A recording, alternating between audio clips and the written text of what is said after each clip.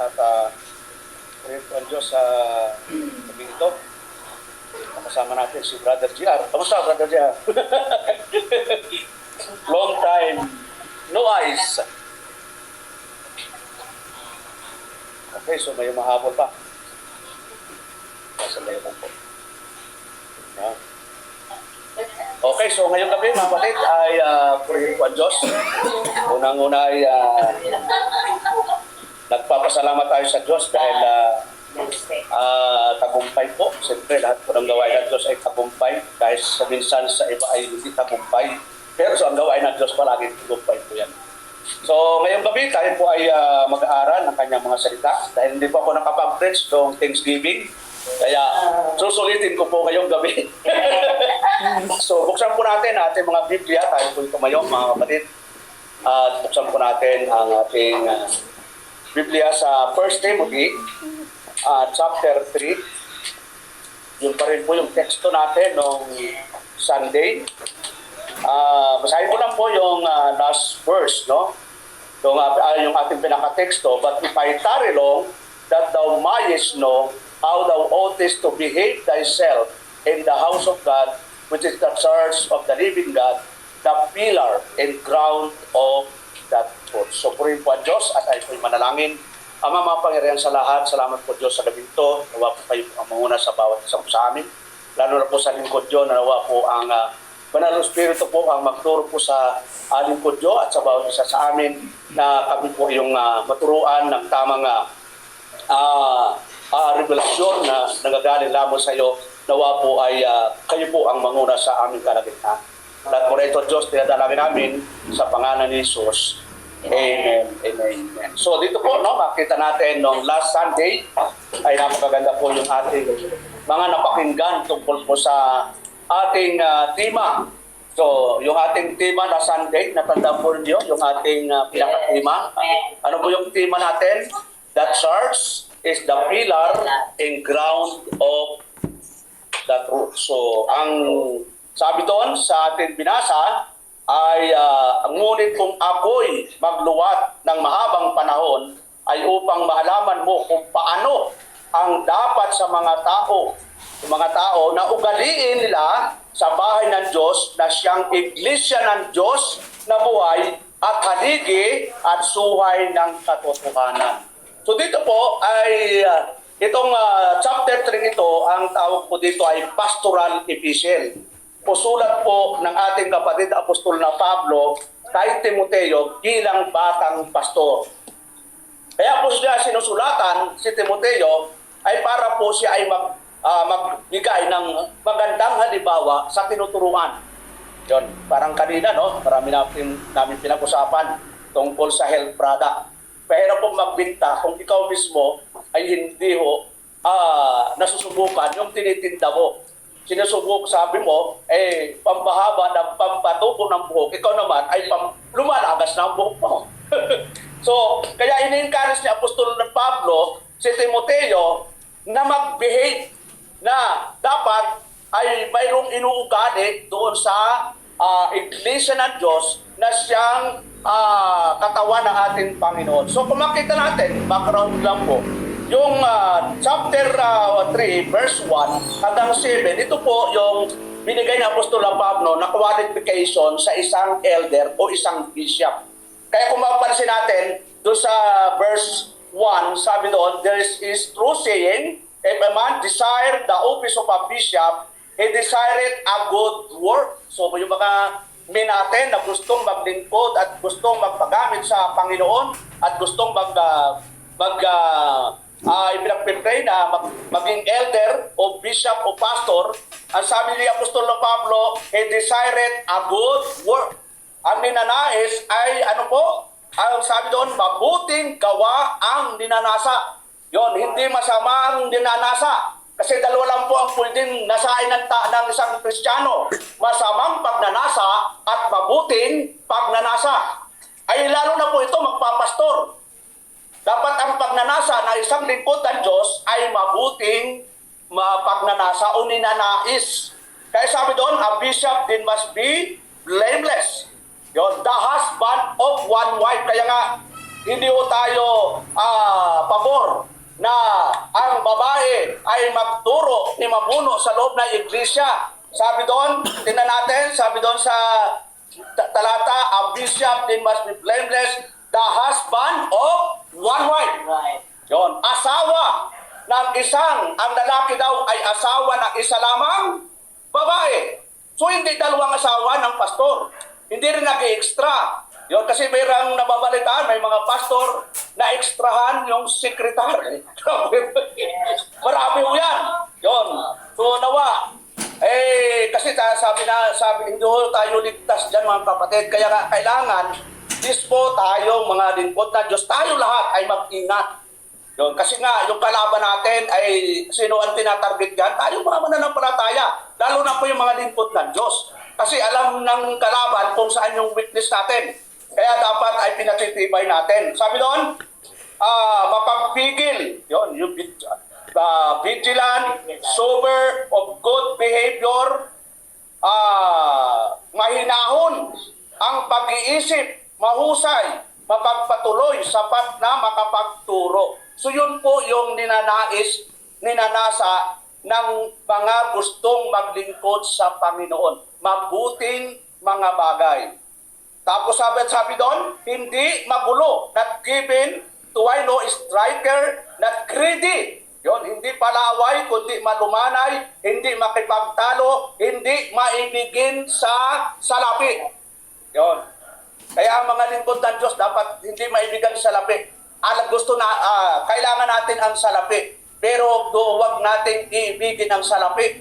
Yon, gets more than God. Kaya di ba may sinasabi ang Panginoon ni Apostol Pablo dito po sa 1 Timothy chapter 6 verse 10, na ang sabi po niya sa verse 10, for the love of money, yon, is the root of all evil. Sinong sinasabihan dito? Si Timoteo, pastor. Kasi marami yung mga pastor na mas minahal ang pera kaysa sa Diyos. Kaya yung iba ay nagpapabayad na lang. Yon. Sila ay mga tinatawag na hireling, mga upahan na mga pastor. Hindi makapag-preach kung walang sweldo. Yon. Hindi makapag-preach kung walang love gift. Ang tanong, may love gift ba kayo ngayon? Pwede naman. Pero hindi mo tayo nag-preach para sa love gift. Every prayer meeting naman, wala namang love gift. So pero, may biyaya tayo na salita ng Diyos. Kasi kung mag-preach tayo may love gift, hindi tayo mag-preach sa prayer meeting. Bakit to? Sabi nga, talagang ang primitive, medyo talagang binansali, pinagpapala. Pero hindi tayo nag-didiman. Dito ulit ng iba talaga, pag nag-preach, minimum na love gift dyan, 5,000. Yun. Yung love gift natin sa mga elder, hindi pa umabot ng minimum. Kung talagang sa kanila yun kung sa kanila pag-uusapan. Pero sa atin, may love gift man o walang problema po. Dahil ang mahalaga po yung fellowship. Kita po, nung ating Thanksgiving, napakasaya. Yun, napakasaya po natin na Thanksgiving. Isang taon po natin na pinag-pray, yung struggle, yung problema na mga dumaan. Pero, hindi nahadlangan ng mga nangyari. Dahil kapag ang Diyos po ay siyang nag-intervene, wala akong makakahadlang talaga. Yun. Marami yung nag-give up, maraming nawala, pero ang importante, hindi kayo nawala. Kasi kung lahat tayo nawala, hindi tayo makaka-Thanksgiving. At kung ako po ang nawala, sabihin ninyo, kanya-kanya na lang buhay.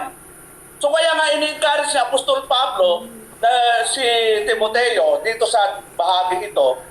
Tingnan natin yung bahagi na sinusundan niya dito sa chapter 3 para sabi niya sa verse 4, one that ruleth well his own house, giving his children in subjection with all gravity. Alam mo yun, no? Kapag ikaw ay lingkod ng Diyos, pastor, dapat yung iyong mga anak, yung pamilya mo, napapasunod mo sa anumang paraan with all gravity.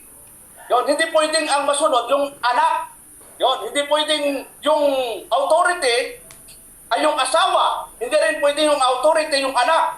Sabi doon sa talata, ng Biblia, one that ruleth with will his own house, having his children in subjection with all gravity. Ibig sabihin, yung mga anak may respeto doon sa magulang, lalo siya ay pastor. So, for a man know not how to rule his own house, how shall he take care of the church of God? Eh kung yung pamilya nga hindi ma-manage, paano pa i-manage niyan yung katawan ng Panginoon tulad dito, di ba? Minsan pag Sunday, minsan standing position na tayo, di ba? Biyaya lang ng Diyos na tayo ay na-manage ng tama sa tulong at biyaya ng Diyos.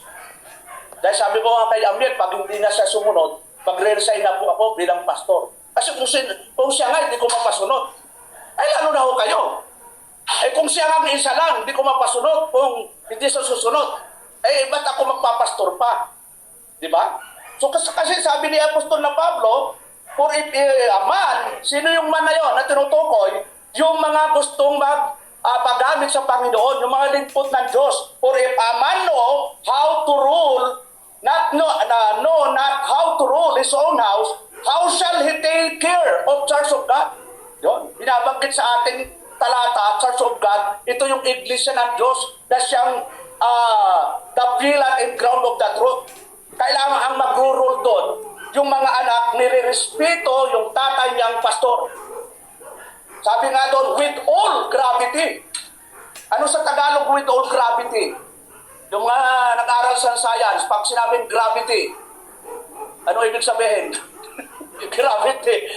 Yun, pag inihagis mo yung bato pataas, anong nangyayari sa bato? Hindi na bumabalik o bumabalik? Bumabalik because of gravity. Ang galing, di ba? Ang galing. mukhang hindi kayo natutulog nung nag-aaral pa. So sa Tagalog, ang sabi po doon, sa Tagalog, na mamahalang mabuti ng kanyang sariling sambahayan na sinusupil. Alam mo yon? Na sinusupil ang kanyang mga anak na may buong kahusayan. Yun pala yung gravity. Buong kahusayan na sinusupil. Sino yung sinusupil? Yung mga anak. Kasi dalawang susupilin mo, didisiplinahin mo yung mga kapatiran, tapos may sarili mong anak, hindi mo masupil, abay, pambihira, di ba? Kaya ito yung challenge ko sa amin. Eh sabi ko kay Amel, ayusin mo. Ayusin mo. Kasi ito, galaw mo, buong kahusayan talaga eh. Sinong susupilin? Hindi ito sinasabihan yung mga kapatiran. Sinasabihan ni Apostol Pablo si Timoteo. Ina-advisean niya na yung gustong magpastor, dapat mayroon talagang kahusayan na supilin, disiplinahin ang kanilang mga anak.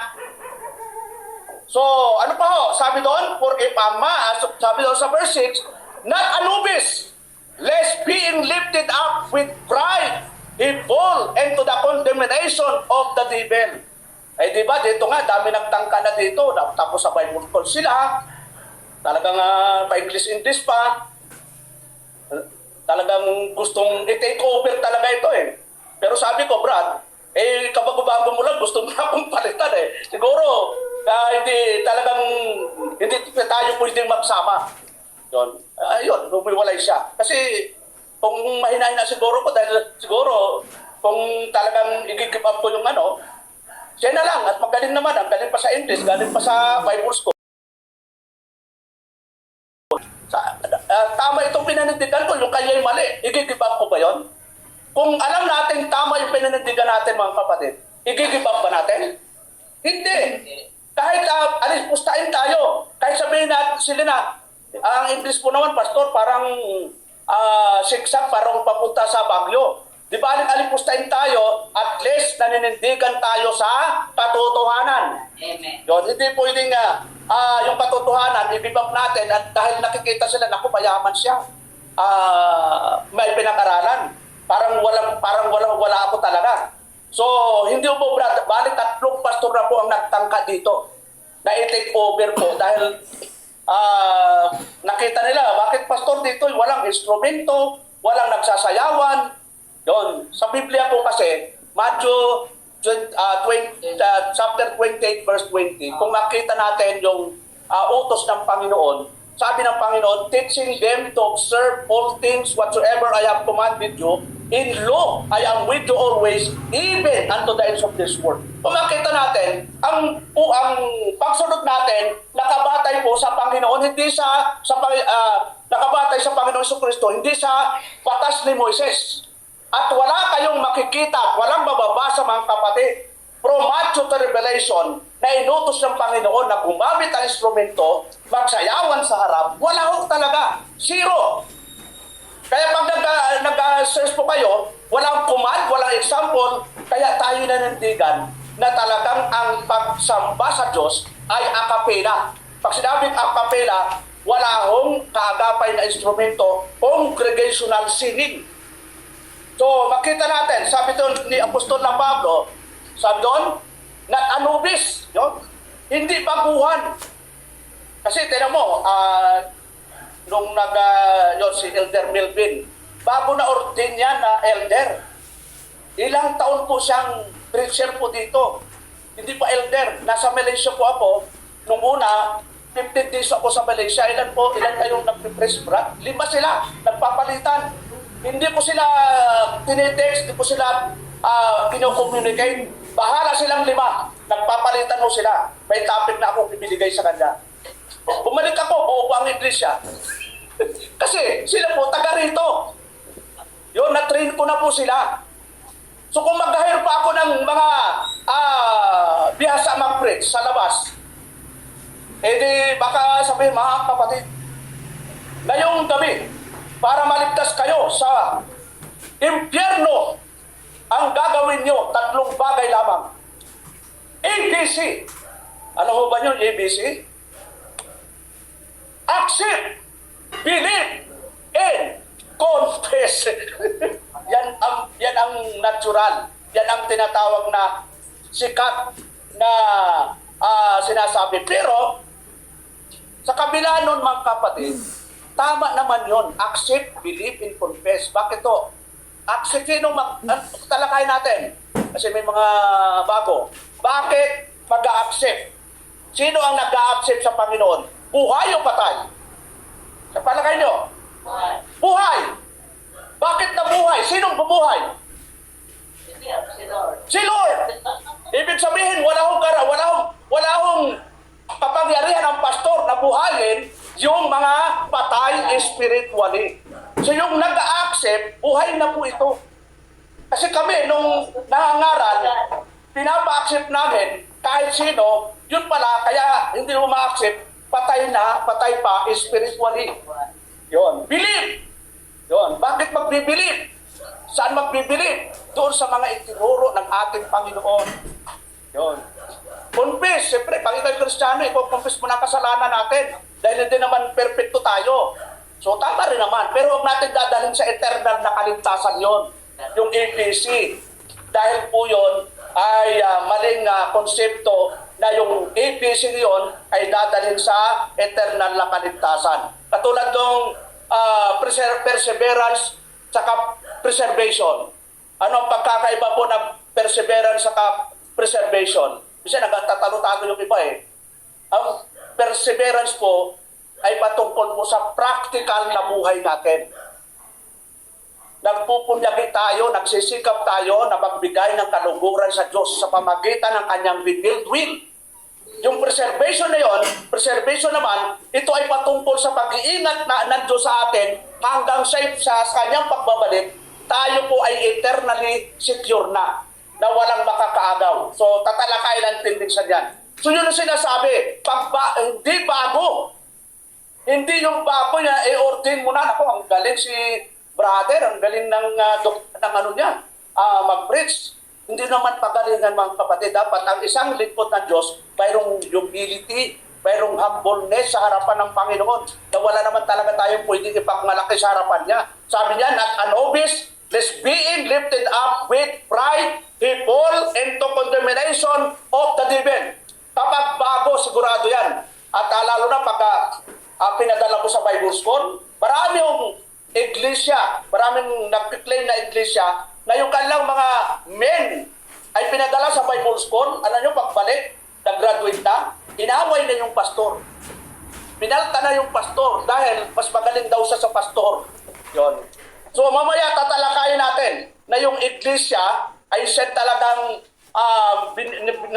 binibigyan ng mandato. Verse 7, sabi doon, sa verse 7, moreover, he must have a good report of them which are without, lest he fall into reproach and the snare of the devil. So dapat may magandang patutuo. Lahat po tayo, hindi lang pastor. So, nagsisimula ang magandang patutuo sa limpod ng Diyos. Sa palagay niyo mga kapatid, kapag masama ang patutuo ko dito sa Belmont, halimbawa, yan si Pastor Romel, ikot-ikot kayo. Ano mo yung si Pastor Romel? Ano pala yan Ganito pala yan. Di ba maapektuhan kayo? Ayan pala si Pastor Romel, 3 ang nililigawan, buhay pa si Mrs. niya. Pero po yan. Alam yung Pastor Romel, ano pala yan?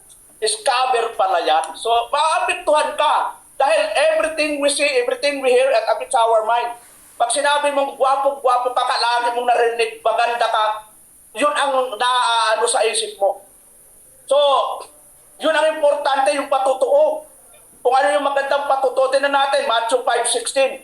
Ito po ay general sa lahat ng Kristiyano, pastor man o hindi. Ito po ay dapat ina-apply po natin. Sabi ni ng ating Panginoon, Matthew chapter 5 verse 16, sa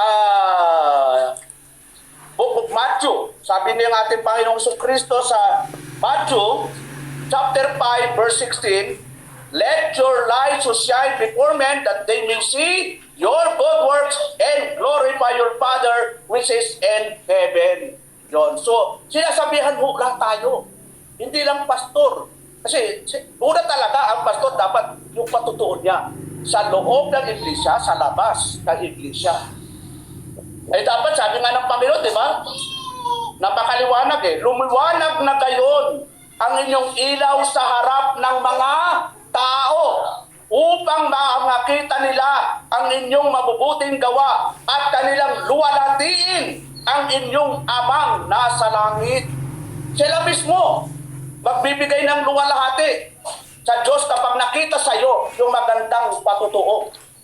Yun. Kaya kailangan natin na hindi lang sa salita, hindi lang sa isip, kundi sa gawa. Yun, balik po tayo doon sa 2 Timothy, hindi naman tayo alis doon. Sabi doon ni Apostol na Pablo, sa verse 8, ito naman, ang qualification na isang deacon. Sino yung deacon? Ito yung mga katuwang ng pastor. So, nawa, yung mga deacon natin, hindi tayo magkaaway. Yun. Sino ba mga deacon dito? Brother GR, yan si Amiel. Sino pa? Si Brother Ariel. Yung mga men in the ministry, hindi tayo magkaaway. Kasi sa iba magkaaway yung deacon at saka pastor. Kaya, di ba mas marami ang deacon? Sa iba pinagtutulungan ng deacon yung pastor. Anong gagawin natin sa pastor? Magkaroon tayo ng yung maraming perma, Brad? Signature campaign. Paalisin si pastor. Kalawang Diyos ang naglagay, tapos paalisin ang tao. Tandaan po natin, kahit si King David, alam niya na kaya pwede niyang patayin si King Saul. Pero anong sabi niya? Ito ay pinahira ng Diyos, lingkod ito ng Diyos. Hindi niya pinatay. Yun. Ay may respeto pa rin. So, hintayin natin ang tamang panahon na ang Diyos ang mag-alis doon sa pastor. E di ikaw nang take over, bahala ka na. Pero kung magpaplano, kaya yan yung sa atin, kaya nga tayo, wala tayong board of deacons.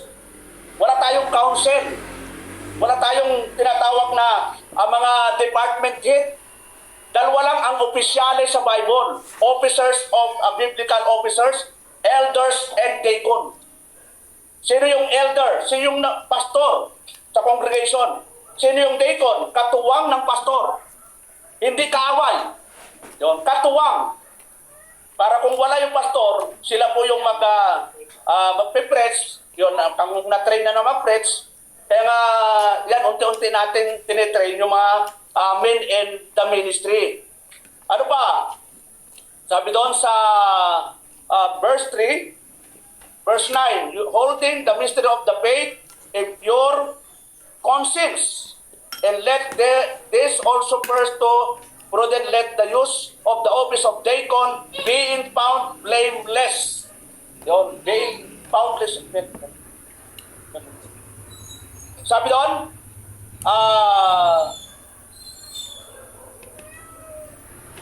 and let this also first be proved. Yun, yung mga deacon na magpapagamit sa Panginoon. Then let them use the office of a deacon, being found blameless.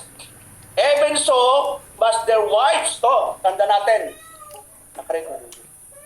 will be great, not slanderers, sober, faithful in all things. So yung asawa ng deacons, ang sabi doon, maging asawa ng mga diakono ng tig-iisa lamang na babae na pamamalaang mabuti ang kanilang mga anak at ang kanilang sariling mga sambahayan.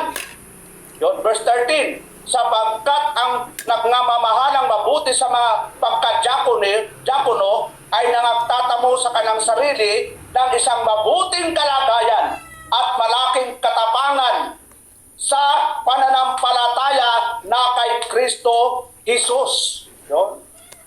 Pero mapapansin natin sa verse 11, mga kapatid, yung asawa ng deacon, sabi ni Apostol Pablo, gayon din naman, ang mga babae dapat ay mahuhusay. Yung asawa ng babae ng deacon, hindi para bintangin. Yun yung asawa ng deacon po yun. Ano pa? Mapagpigil. Sino yung mapagpigil? Yung asawa po ng deacon. Ano pa? Tapat sa lahat ng mga bagay. Yun. Yun ang sinasabi ni Apostol na Pablo kay Timoteo. Verse 13, tapos sa 12 pala, let the deacons be the husband of one wife. Isa lang din ang asawa, hindi pwedeng dalawa. Katulad ng pastor, ruling their children in their own houses well. So, halos parehas lang yung qualification. For they that have used the office of a deacon will purchase themselves a good degree and great boldness in the faith which is in Christ Jesus. Sa pagkaliwat sa Tagalog, sapagkat ang nangamahalang mabuti sa pagka-diakono ay nangagtatamo sa kanilang sarili ng isang mabuting kalagayan. Yun, yung kasang diakono, servant ng Panginoon at malaking katapangan sa pananampalataya na kay Kristo Jesus. Verse 14, these things, ito, malapit na po tayo. Introduction lang po ito eh. These things write unto you thee, hoping to come unto the shortly. Yon. Dito na po tayo sa pinakatema natin. 3 oras po ito. Ano sabi po dito? But if I tarry long, tawa Sister Feliz eh. Sa pastor, arasuto na. But if I tarry long, that thou mayest know how oughtest to behave thyself in the house of God, which is the church of the living God, the pillar and ground of the truth. So mapapansin nyo mga kapatid, doon sa 15, nang sabi ni Apostol Pablo na mayroong uugaliin tayo sa bahay ng Diyos. At yun, narinig nyo kahapon, no? Napakaganda po. Kaya hindi ko na masyadong i-elaborate ito. Kasi kahapon, halos yun, nakapokus doon sila, doon sa behave, sa pag-uugali. Na dapat ang inuugalan natin sa bahay ng Diyos ay ugaling maka-Diyos.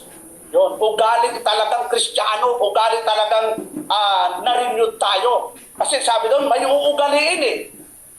Ay, nandito ka sa iglesia, na sabi ni Apostol na Pablo, yung iglesia yon, sabi doon, ngunit kung ako'y magluwat na mahabang panahon, ay upang malaman mo kung paano ang dapat sa mga tao. Sinong tao yon? Mga Kristiyano, mga anak ng Diyos. Hindi ibig sabihin lahat ng klase na lahat ng tao sa mundo, kundi tao, mga membro ng iglesia na ugaliin nila sa bahay ng Diyos na siyang iglesia ng Diyos na buhay at haligi at suhay ng katotohanan. So doon po ako magpupokus sa haligi at suhay ng katotohanan. Yon ang haba nito. Tingnan natin kung aabot tayo, no? Sabi, Pastor, maawa ka. Hindi po, ito talaga po ang dito po talagang body po ng aking preaching. So, pag sinabing church, the pillar and ground of the truth, makikita po natin yon. Ito ay yung tinatawag na purpose kung bakit may iglesia tayo. Para yung katotohanan, yung truth, ay siya ang kasangkapan ng Diyos, yung iglesia. Kaya wala tayong Bible school, wala tayong seminary. Kasi kung may Bible school, wala akong Bible school sa Biblia. May nabasa ba kayong Bible school sa mga kapatid? Wala. Kung wala po, bakit mayroon sila? Aywan ko. Pero tayong primitive, wala tayong Bible school, wala tayong seminary. Kasi wala nang kinubad ng Panginoon, wala siyang binuong seminary, wala siyang binuong Bible school, wala tayong gagawin. Kasi wala siyang utos. Ang lahat ng magpapastor, lahat ng magpapagamit sa Panginoon, saan sila magsasanay? Sa iglesia. Napakaliwanag yung sabi ni Apostol na Pablo, na ang sabi po doon, tinan po natin, ulitin nga po natin, yung sinabi ni Apostol na Pablo, but if I tarry long that thou mayest know how thou oughtest to behave thyself in the house of God, which is the church of the living God, the pillar and ground of the truth. Nasaan ang Bible school doon? Wala. Haligi at suhay ng katotohanan. Doon magsisimula yung katotohanan sa iglesia. Ang iglesia, hindi yun ang katotohanan. Yun lang ang ginamit ng Diyos para yung katotohanan ay maituro at ma-train yung gustong magpagamit. Hindi sa Bible school. Kaya sabi ni Apostol na Pablo kay Tito, tinan po natin, Titus chapter 2 verse 1, but speak thou the things which become sound doctrine. Tamang doktrina. Saan nakukuha yung tamang doktrina? Sa Bible school? Eh, daming klaseng Bible school na eh. Ang Katoliko, may Bible school. Ang Iglesia ni Cristo, may Bible school.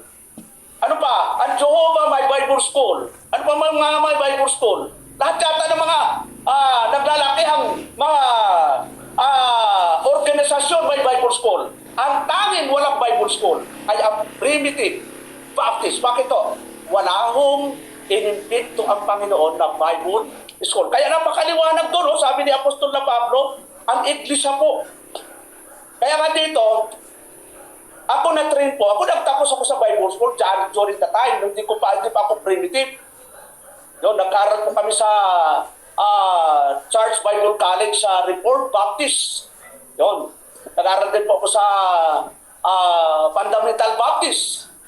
Pero nung nag-primitive, yung mga pinag-aralan ko, parang nag-kinder lang ako. Yun. Dahil yung mga tulad ng election, hindi naman itinuturo sa Bible school. Ang itinuturo lang sa Bible school, yung mga basic lang. Pero sa primitive, ang tinuturo una sa primitive about the sovereignty of God, that God is sovereign in creation, that God is sovereign in administration, that God is sovereign in election. Talagang ang glory, ang anong nagtao para papurihan ang Diyos, hindi para papurihan yung sarili. Yun ang ibig sabihin na kailangan unang pag-aralan ng isang nagtuturo yung pagiging sovereign ng Diyos, ibig sabihin yung pagiging makapangyarihan ng Diyos. Ang sabi ng Apostol Pablo, but I speak thou the things which become sound doctrine, tamang doktrina. Halimbawa, mga kapatid, pag-usapan natin ang sinasabi sa Biblia na behavior, di ba? Ano ba ang sukat ng buhok natin? Lalaki at babae. Tingnan natin ang mga babae. Yon, dapat sa babae, di ba, mahaba ang buhok. Sa lalaki, maikli ang buhok. Yon. Pag kinontra natin yon, tama bang aral yon? Maling aral yon. Ay baliktad na ngayon ang mundo, di ba? Hindi mo na makakilala. Sister, yun pala, lalaki. Yun naman, yung isa, brother. Babae pala. Kasi maikli na ang buhok. So yung mga aral, sabi doon, sound doctrine. Tapos sa Ephesians, ito yung the church is a home away for God's children. Yung iglesia po, siya po yung pinakabahay natin spiritual. Sabi ni Apostol na Pablo, of whom the whole family in heaven and earth is named. Yun. Ito yung sinatawag na, tinangan natin, Ephesians 3:15, mga kapatid.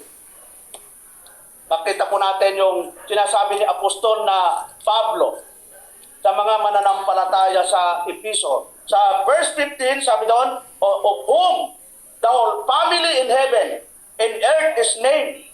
Yun. Nasa kanya'y kumukuha na po pangalan ang bawat sangbahayan sa langit at sa lupa. Yun, iisa po yung sambahayan natin. Sambahayan po tayo ng Diyos. Iisa po yung ating pinikilalang Panginoon. So, verse 16, sabi doon, that He would grant you, according to the riches of His glory, to be strengthened by His Spirit and the inner man. Pag sinabing inner man, yung ating bagong pagkatao na nirenewed ng banal na Espiritu. Yun, tingnan natin, Matthew 18:15. Sabi ni ating Panginoon, moreover, if thy brother shall trespass against thee, go and tell him his fault between thee and him alone. If he shall hear thee, thou hast gained thy brother. Bakit ito bakit ito yung sinasabi ng ating Panginoon sa iglesia? First step, process ng discipline. Ito po yung process po talaga. As a family of God, pag ginawa po natin, napakaganda po ang resulta nito. Individually, kahit sa mag-asawa, di ba? Alam mo, mayroong sigalutan kayo, maganda mag-usap kayong dalawa. Hindi mo yung pwede mag-asawa, pupunta agad sa kapitbahay, alam mo yung asawa ko, babaero yun, gusto ko nga patayin na sa hating gabi yan eh. Ichinismis mo na. Yun, hindi dapat. Ang unang gagawin po dapat ay mag-usap ng sarilinan, mag-asawa, magkapatid, o magkaibigan. Lalo na po tayo, magkapatid po tayo sa Panginoon. Ang sabi ng ating Panginoon, moreover, if thy brother shall trespass against thee, go. Yun, sino mag-go? Ikaw nakapansin. Halimbawa, napansin ko si Sister Susan na may mali siya. Ako ang mag-go. Kahit siya pa ang may mali. Pupuntahan ko siya. At anong kasunod? And tell him his fault. Between thee and him, dalawa lang kayo.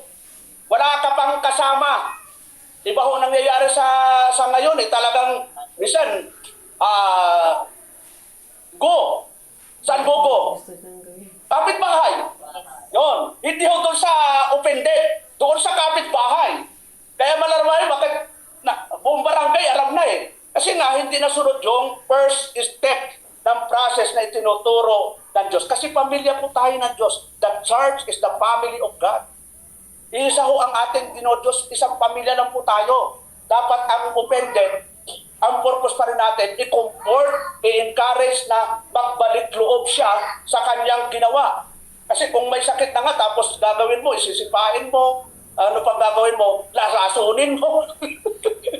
Dapat pinapakain mo ng healthy food dyan.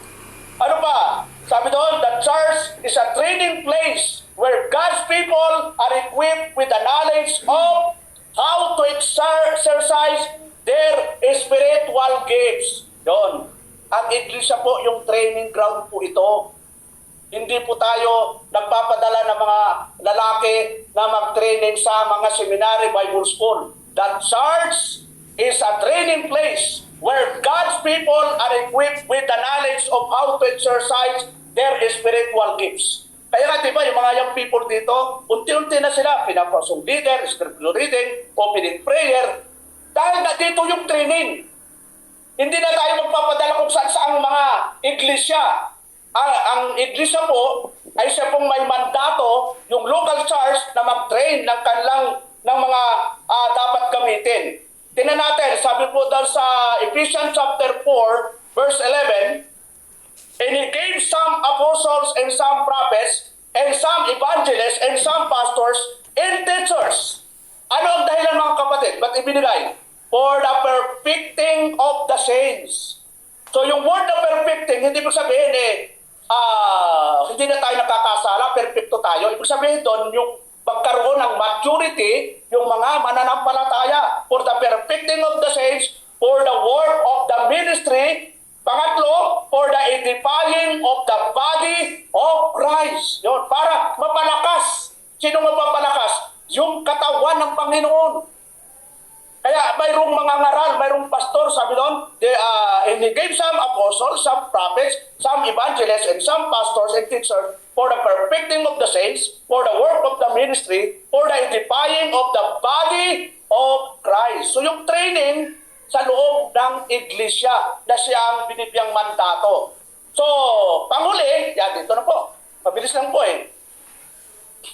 The church is a God's light in a dark world. Yun. Ang iglesia po ay ilaw sa madilim na mundo. Yun. Alam natin, ang mundong ito, nakita natin yung mga ngayon, talagang, kanina, dumaan ako dito, di ako makadaan ng tricycle, bumabadala ako doon sa malapit sa tulay. Bakit to? Ang daming kandidato. Nagahagis ng ng mga di ko alam po anong hinahagis eh. Biglang bumagsak sa akin, sinalo pa ron. Mayroon naman sa labas, nagahagis ng t-shirt. Akala ko sa akin babagsak, lumampas sa akin eh. So ang dami, kahapon, nung isang araw pa lang eh. Ang dami ngayon. So, hindi natin alam, hindi naman tayo pwede mag-judge. Pero, yung mundong ito, ay talagang makita natin na pasama ng pasama na. Doon. At ang maganda no, sabi ng Bible, ang mabuti ay magpapakabuti, ang masama ay magpapakasama. Nasaan kayo doon mga kapatid? Sabi doon, ang magbuti ay magpapakabuti, ang masama ay magpapakasama. Ay dapat kung mabuti tayo, anak tayo ng Diyos, doon tayo sa magpapakabuti. Ano ang ibig sabihin magpapakabuti? Di mag-behave tayo. Ayusin natin ang pag-uugali natin sa bahay ng Diyos, na siyang iglesia ng Diyos, na siyang katawan ng ating Panginoon. Kaya kapag dating sa bahay, pag sinabing magbasa ng Biblia, magbasa. Okay, tama, gold-plated pa nga po ito, yun. Grabe, oh. Ganun po. Tapos, babalutan. O, bagong-bago po yan. Kasi nakatago lang yan, pero 5 years na po yan, nakatago lang. Yung mga kasabayan ito, medyo nagkapunit-punit na. So, pagbabasa ng Bible, ano bang ugali natin sa pagbabasa? Okay lang, Pastor. Sabi ng ang pagbabasa po ay pag tumingala ko at pumikit, pagbukas po, yun na po. Pagpakamatay ka na. Pag ano po? Tinuro ba pag nagbasa tayo, kapatid? Ang itinuro po sa amin ni Pastor Ronald doon, pag nagbabasa ko ng Bible, systematic reading.